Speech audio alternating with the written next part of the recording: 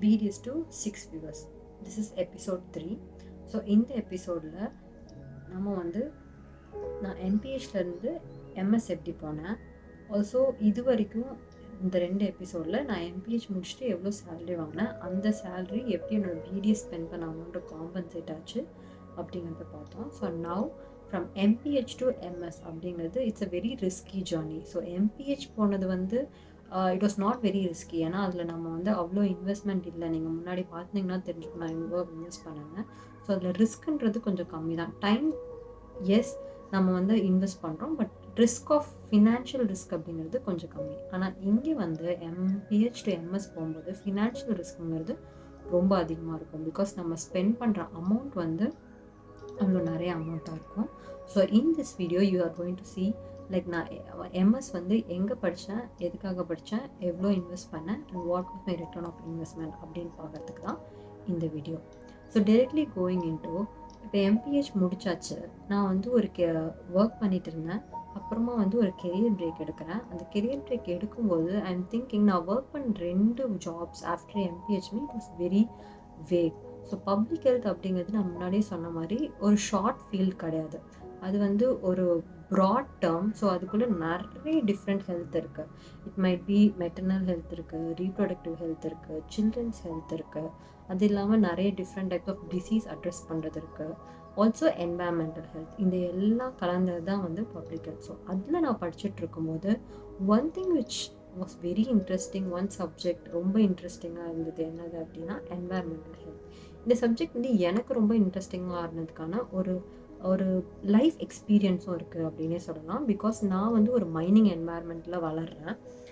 And looking நான் பார்க்குறது எல்லாமே மைனிங்காக இருக்கும். பொல்யூஷன் இருக்கும், டஸ்ட் இருக்கும், எமிஷன்ஸ் இருக்கும், எஃப்ளூயன்ஸ் இருக்கும், எல்லாமே இருக்கும். அது எல்லாமே நான் சுற்றி பார்த்துருக்கேன்.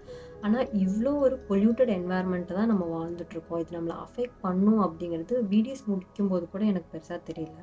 ஆனால் பப்ளிக் ஹெல்த் அப்படிங்கிற ஒரு ஃபீல்டுக்குள்ளே போய் என்வாயர்மெண்டல் ஹெல்த்துன்ற சப்ஜெக்ட் வரும்போது தான் எனக்கு அது நிறைய புரிய ஆரம்பிக்குது. So to go deep into it, okay pollute ஆகுது, அது எப்படி நம்ம பாடிக்குள்ளே போகுது, என்ன காம்பனண்ட் வந்து நம்மளை அஃபெக்ட் பண்ணுது, இதை பற்றி ரொம்ப க்யூரியாசிட்டி இருக்க ஆரம்பிச்சது. ஸோ அதை பற்றி இன்னும் கொஞ்சம் இன்டெப்த்தாக படிக்கலாம் அப்படின்றதுக்கு தான் நான் வந்து ஒரு எம்எஸ் பண்ணலாம் அப்படிங்கிற ஐடியாக்கே வரேன். பட் அகெயின் சேயிங் இது வந்து ரொம்ப ரிஸ்கி பிஸ்னஸ். பிகாஸ் நான் எம்எஸ் வந்து எங்கே பண்ணலான்னு யோசிக்கிறேன்னா யூஎஸில் பண்ணலாம் அப்படின்னு யோசிக்கிறேன். ஏன் யூஎஸில் பண்ணணும் அப்படின்னு யோசிச்சேன்னா, யூஎஸ் வந்து பப்ளிக் ஹெல்த் சிஸ்டம் பொறுத்த வரைக்கும் it's a very strong country.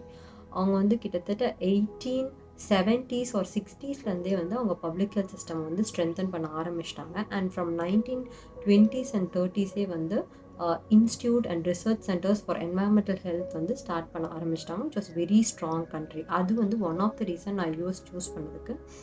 இன்னொன்று வந்து I wanted to get into an university which has good value and good reputation. அது வந்து இன்னொரு முக்கியமான பாயிண்ட்டாக நான் பார்த்தேன். அதுக்கப்புறம் the university which I chose, I wanted it to be a STEM accredited university. So STEM accreditation என்னென்னு பார்த்தீங்கன்னா, இப்போ யூஎஸில் படிக்க போகிறோம்னா 1 year படிப்பு இருக்குன்னா, படிப்பு முடித்தோடனே ஒரு 2 monthsல நீங்கள் கண்டிப்பாக வேலை வாங்கிடணும். அப்படி வேலை வாங்கினா நீங்கள் 1 year தான் ஒர்க் பண்ணலாம். அதுக்கப்புறம் ஒர்க் பண்ணால் அந்த கம்பெனி வந்து உங்களுக்கு கண்டிப்பாக வந்து ஸ்பான்சர் பண்ணணும். ஒரு H1B விசாவோ இல்லை வந்து ஒர்க் விசாவோ ஸ்பான்சர் பண்ணால் மட்டும்தான் நீங்கள் வேலை பார்க்க முடியும். ஆனால் இந்த STEM accreditation நீங்கள் வாங்கும்போது உங்களுக்கு அந்த 1 year இல்லாமல் கூட எக்ஸ்ட்ரா 2 years வந்து you can extend your work visa and you can work without an H1B visa.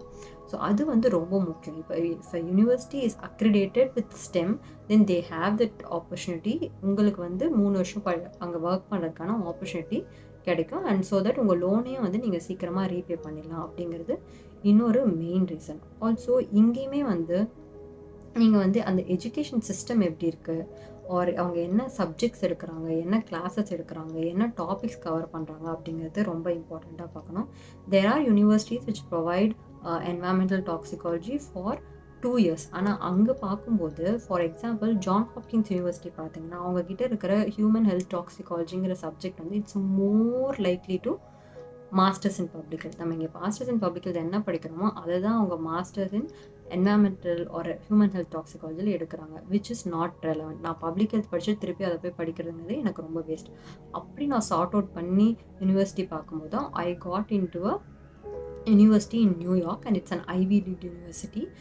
அதில் வந்து எனக்கு வந்து படிக்கிறதுக்கு வந்து வாய்ப்பு கிடைக்குது. அண்ட் அவங்க கரிக்குலமும் ரொம்ப டிஃப்ரெண்ட்டாக இருக்குது. It's very much oriented to environment and toxicology.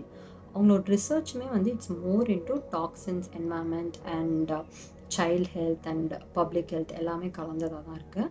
So what is my investment இந்த எம்எஸ் படிக்கிறதுக்கு, அதுவும் யூஎஸில் போய் படிக்கிறதுக்கு என்னோட இன்வெஸ்ட்மெண்ட் எவ்வளோ இருந்துச்சு அப்படின்னா, ஃபார் ரஃப் கேல்குலேஷன், ஸோ இது டியூஷன், அகாடமிக் எல்லாமே சேர்த்து, டியூஷன், அகாடமிக் அண்ட் அகாமடேஷன் எல்லாமே சேர்த்து எனக்கு டோட்டலாக ஒரு 70 to 80 lakhs செலவாயிருக்கும். அண்ட் இன் தேட் 40 lakhs வந்து நான் வந்து எஜுகேஷன் லோன் வந்து எடுக்கிறேன். அதர் 30 to 40 lakhs வந்து I got from my personal people. அவங்ககிட்டேருந்து நான் வந்து லெண்ட் பண்ணி தான் படிக்கிறேன். So now you can understand it's a very risky business. ஸோ 70 to 80 lakhs அமௌண்ட் வந்து நம்ம ஸ்பெண்ட் பண்ணுறோம் அப்படின்னா நம்ம என்ன கோர்ஸ் படிக்கிறோம் அப்படிங்கிறதுல நமக்கு ஒரு கிளாரிட்டி இருக்கணும். இப்போ நான் எடுத்த என்வாயர்மெண்டல் டாக்ஸிகாலஜி அப்படிங்கிற கோர்ஸ் வந்து, so environment it's bound everywhere, world ஃபுல்லாகவே என்வாயர்மெண்ட் அப்படிங்கிற ஒரு விஷயம் இருக்குது. டாக்ஸின்ஸ் அப்படின்னு பார்க்கும்போது in everyone's day to day life toxins இருக்குது. ஸோ வெளில போனால் எமிஷன்ஸ் இருக்குது, ரூமில் இருக்கோம் இல்லை வீட்டில் இருக்கோம் அப்படின்னா வந்து நம்மளை சுற்றி பர்ஃப்யூம்ஸு, ஏர் ஃப்ரெஷ்னர்ஸு, சோப்பு, பேஸ்ட்டு அப்படின்னு எல்லாத்துலேயுமே அடல்ட்ரேட்டட் ஃபுட்ஸ் அந்த மாதிரி எல்லாத்துலேயுமே நிறைய கெமிக்கல்ஸ் இருக்கிறதுக்கு நிறைய வாய்ப்பு இருக்குது. ஸோ இதோட ஸ்கோப்புன்னு பார்க்கும்போது ஐ ஃபெல்ட் லைக் இது வந்து ஒரு வைட் ஏரியா. அகெயின் இதோட ஸ்கோப் வந்து இந்த கண்ட்ரிக்கு மட்டும்தான் அதிகமாக இருக்கும், அந்த கண்ட்ரிக்கு மட்டும்தான் அதிகமாக இருக்கும். ஸோ யூஎஸ் பொறுத்த வரைக்கும் ஆல்ரெடி அவங்க வந்து ஒரு ஹெல்த் சிஸ்டம் இருக்காங்க, ஆல்ரெடி என்வாயர்மெண்ட் ரிசர்ச் நிறையா பண்ணிகிட்ருக்காங்க. அண்ட் அது வந்து அவங்களுக்கு வந்து ஆல்ரெடி ஸ்ட்ரென்தன்ட் ஒரு விஷயமா இருக்கலாம். பட் இந்தியாவை பொறுத்த வரைக்கும் என்வாயர்மெண்டல் பொல்யூஷன்ஸை மானிட்டர் பண்ணுறதோ, ஒரு என்ன பொல்யூஷன் நடக்குது அதை எப்படி கண்ட்ரோல் பண்ணலான்னு எவாலுவேட் பண்ணுறதோ இப்போ தான் போய்கிட்டு இருக்கு. So there might be a high end research and researches வந்து ரெக்வயர் ஆகும் அப்படிங்கிறது என்னோட அனாலிசிஸ் அண்ட் என்னோட ரிசர்ச் மூலிமா நான் வந்து யோசிக்கிறேன். அதனால் I'm taking this course and I'm taking this risky job and I'm investing this much amount into it. So for this இந்த ஒரு வருஷ கோர்ஸில் நான் படிச்சுட்டு இருக்கும்போதே கடைசி முடிகிற 3 months I got my job as an teaching assistant. So அதில் எனக்கு ஒரு 10 to 12 lakhs கிடைக்குது. ஸோ அதை வச்சு ஒரு அமௌண்ட் வந்து நான் வந்து ஃபினிஷ் பண்ணிடுறேன் லோனில். ஆஃப்டர் தட் நான் வந்து ஜாப்ஸ் தேடும்போது தான் எனக்கு ரியல் பயமே வருது. பிகாஸ் ஜாப் கிடைக்கல அப்படின்னா நம்ம இன்வெஸ்ட் பண்ண 70 lakhs is a very risky business. So அப்போ பயம் வர ஆரம்பிக்குது. பட் எந்த இடத்துலையுமே எஃபர்ட்டை வந்து குறைக்கவே கூடாது. What ever effort you can, what ever maximum you can do to get a job, ஒரு என்னென்ன ஸ்கில்ஸ் எல்லாம் உங்களால் வளர்த்துக்க முடியும். பிகாஸ் இங்கே உட்காந்து ஒரு படிப்பு படிக்கிறதும் நம்ம 70 lakhs செலவு பண்ணி வேறு கண்ட்ரிக்கு போய் படிக்கிறதும் வந்து ஒரு டிஃப்ரெண்ட்டான விஷயம். அங்கே போய் நம்ம ஸ்கில்லை வந்து டெவலப் பண்ணல, இல்லை கிடைக்கிற ஆப்பர்ச்சுனிட்டி எங்கேயாவது விட்டுட்டோம் அப்படின்னா that will be a very big miss for us. So அதனால் எங்கே எந்த ஆப்பர்ச்சுனிட்டி கிடைக்கும்னு தெரியாது, அதை நல்லாவே யூஸ் பண்ணிக்கணும். அண்ட் ஃபார் தேட் என்னோட எஃபர்ட் அண்ட் நான் நிறைய அப்ளிகேஷன்ஸ் போட்டேன். And I also got through many rejections. But fortunately நான் கோர்ஸ் முடிக்கிறதுக்கு ஒரு 10 daysக்குள்ளே I got a job and I shifted. So shift பண்ணும்போது my job paid me around 4 to 5 lakhs per month. So நான் மறுபடியும் நான் அப்ராடில் ஒர்க் பண்ணனால ஒரு 1 lakh எனக்கு வந்து லிவிங் எக்ஸ்பென்ஸ் போனாலுமே I still get a 4 lakh, 3.5 to 4 lakhs me. So அதை வச்சு I have the confidence at ஒரு 1.5 years வந்து கண்டிப்பாக என்னால் என்னோட லோனை வந்து ரீபே பண்ணிட முடியும்.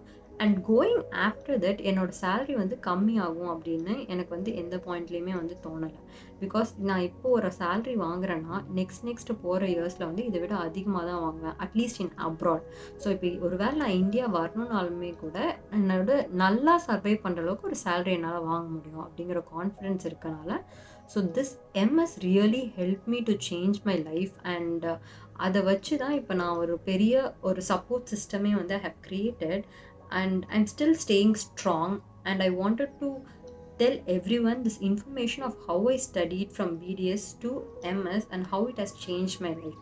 ஸோ ஃபர்தராக எப்படி இந்த எம்எஸ் படிச்சுட்டு நெக்ஸ்ட்டு நான் இப்போ இருக்க ஜாப் வந்து என்ன ப்ராஜெக்ட்ஸ் ஒர்க் பண்ணிகிட்ருக்கேன், ஆர் என்ன மாதிரியான எஜுகேஷ்னல் டிஃபிகல்ட்டிஸ் நான் வந்து கோ த்ரூ பண்ணுறேன் த்ரூ ஆல் திஸ் ப்ராசஸ் அப்படிங்கிறத ஃபர்தர் எபிசோட்ஸில் வந்து நீங்கள் பார்ப்பீங்க.